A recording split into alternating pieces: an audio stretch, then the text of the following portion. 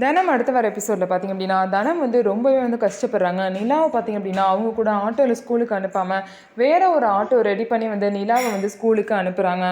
இந்த விஷயம் பார்த்திங்க அப்படின்னா கதிருக்கு தெரிஞ்சு அவங்க அம்மா கிட்ட கேட்குறாங்க. என்கிட்ட கேட்காம நீங்கள் எதுக்கு இந்த மாதிரி விஷயம்லாம் பண்ணீங்கன்னு கேட்டப்போ, எல்லா விஷயத்தையும் உங்ககிட்ட கேட்டு தான் முடிவு பண்ணணும்னு அவசியம் இல்லைன்னு சொல்லிட்டு கதிரையே அவங்க அம்மா திட்டி அமைச்சிருவாங்க.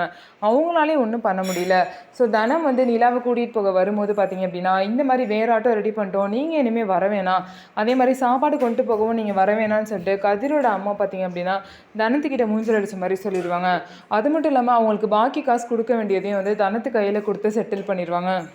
தனம் வந்து நிலா விஷயத்தில் ஒன்றுமே பண்ண முடியாமல் அழுதுகிட்டு நிற்கிறாங்க. எவ்வளவோ கெஞ்சியும் அவங்க நிலாவை வந்து கூட விட முடியாதுன்னு சொல்லிட்டாங்க. இதுக்கப்புறம் வந்து கதிர் தான் வந்து ஏதாவது ட்ரை பண்ணி திரும்ப வந்து தனத்துக்கு கூட நிலாவை அனுப்பணும்.